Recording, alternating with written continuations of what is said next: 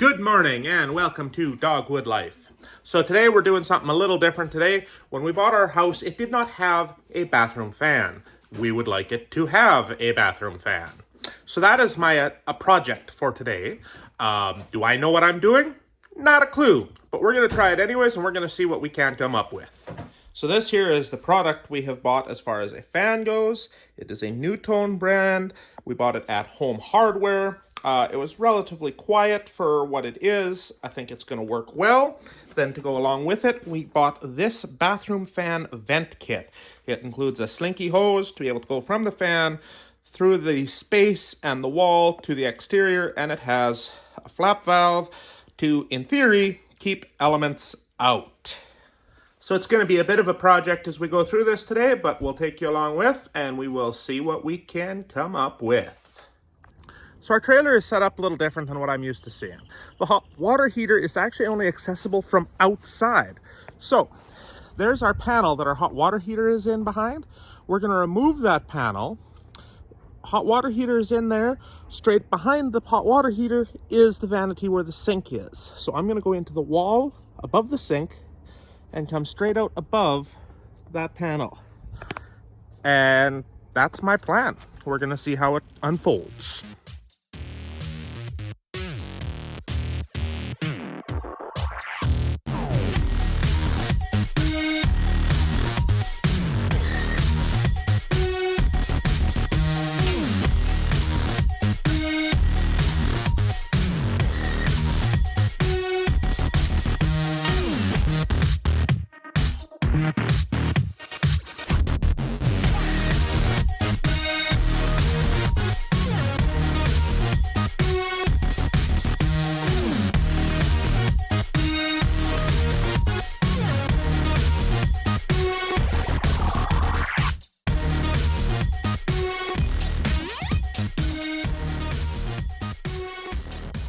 So we have this open now, which is an excellent step. If you look in there, you see where we have our power outlet for the vanity right there. So my plan is, if you look way up there, is to cut a hole in that wood paneling through into the vanity. And it's going to wind up being, let's see, right about here that we're going to mount that box in. Screwed to this stud here, run our power from there down to this box right here. This box runs our outlet. It is powered by the switch at the door. So when you turn on the switch, you'll have power at the outlet. You'll have power at our soon-to-be fan. So we want this to end up, we've got a 3.5-inch trim that the guard inside has to, the shield inside has to be able to miss, and 1 inch that box, that the cover is bigger than this. So we'll probably go with about 5 inches down from the ceiling.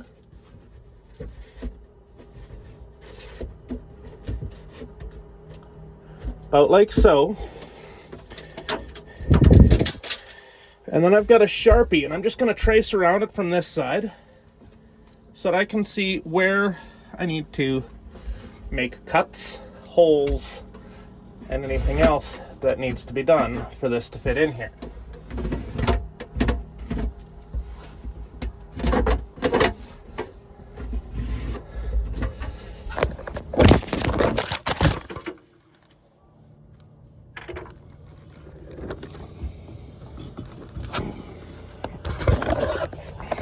Yellow, okay? That wasn't on my list of to-dos. Now we've got a template, so I can make that hole. So now I'm going to drill a hole in each of the 4 corners so I can go in the bathroom and have a point to follow from for making a straight line cut.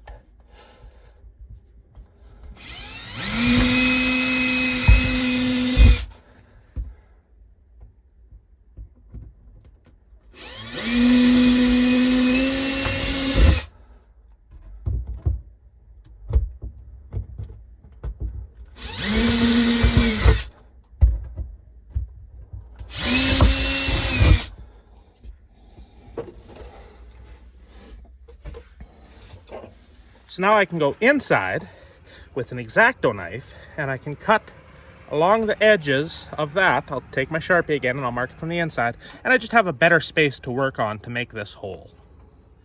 So now as we come in, you can see we have the marks. So we'll take our X-Acto knife with a straight edge, we'll cut along those marks, making a nice true square, and then there's a little panel of wood or type board as well in the middle behind that we'll have to cut out, that we may need to get an actual saw.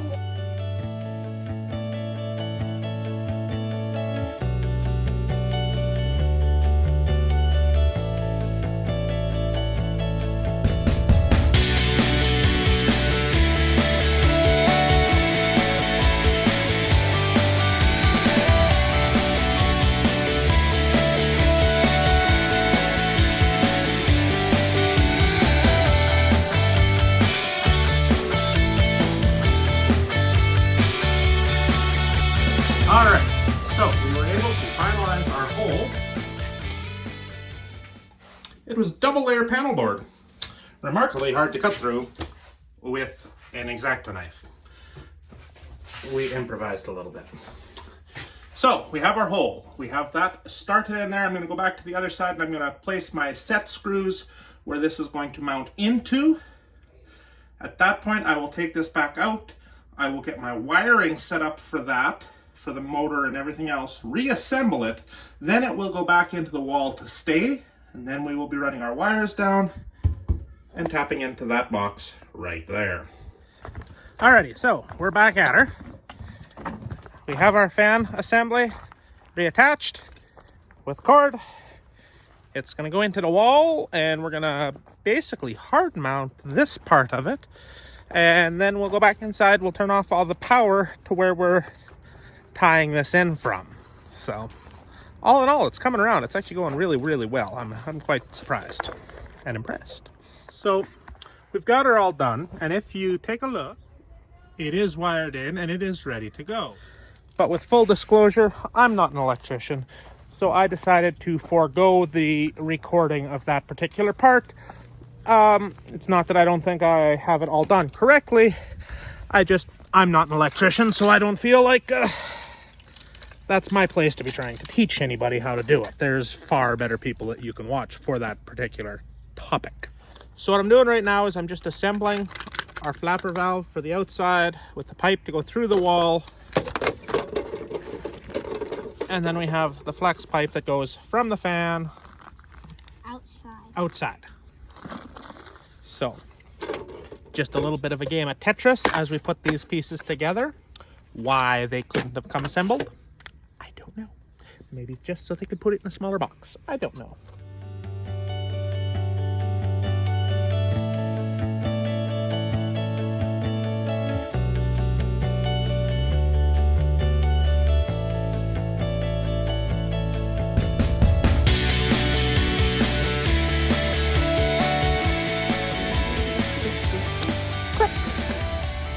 Got it.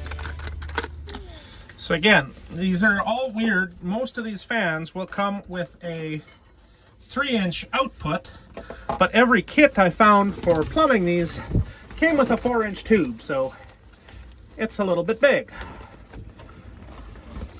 So I'm not quite sure. They give you this foam as an adapter thing. Not quite sure how that's gonna work, but we're gonna try. I'm gonna put it on this side here, and at the very least what it'll do is it'll help buffer it a little bit with where it doesn't seat up as well. And I'll just do up the zap strap just a little tighter, because the way it sets up against the wall, there just is not room to have a 4-inch all the way on it. In retrospect, I should have brought myself a 3-inch elbow. That would have been a good thing to have. I don't have that, and I'm not going to dwell on that.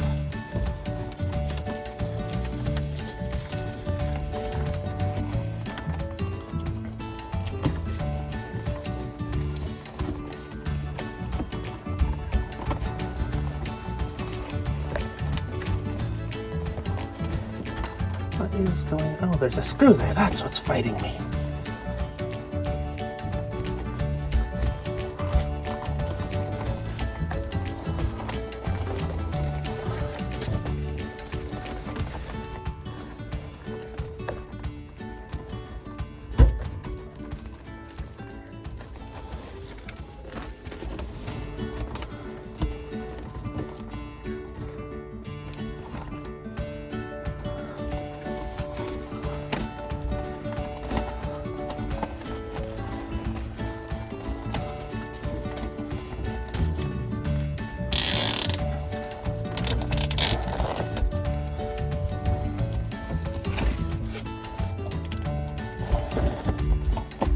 Bingo! And then it will come across to the wall.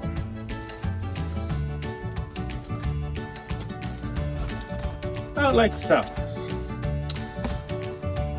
So, we've got our hole saw, 4-inch, should measure out exactly the way we want it to measure out.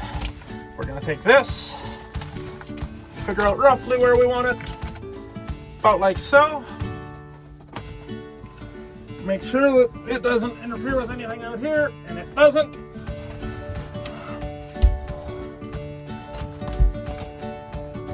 So about like so. Whew. That was interesting.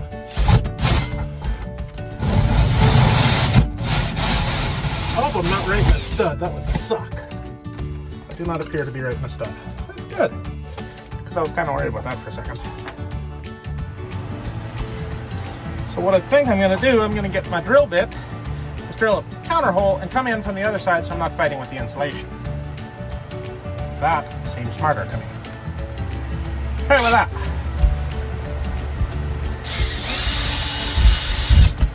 Alright, now I have a counter hole on the outside. I'll go get the hole saw and I'll try that again. And I'm back. Let's see what we can do.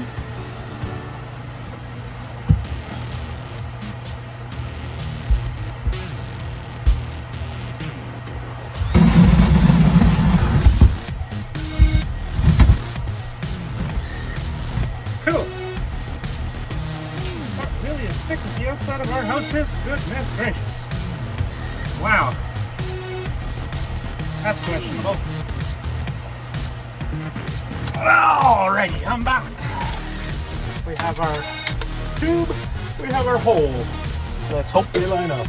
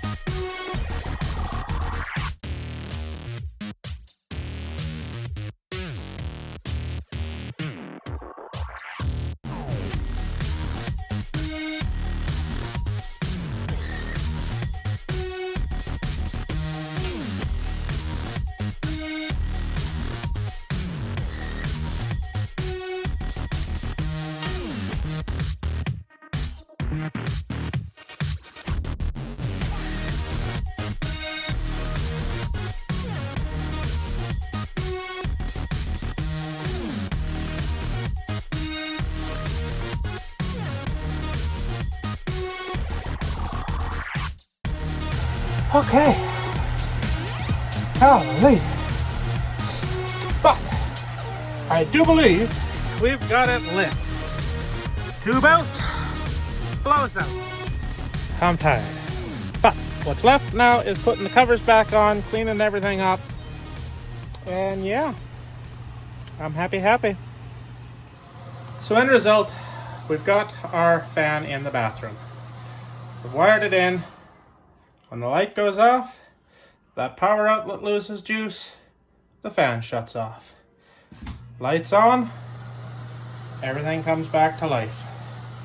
It's also wired up in a manner, if the ground fault trips on that outlet, the fan shuts off as well.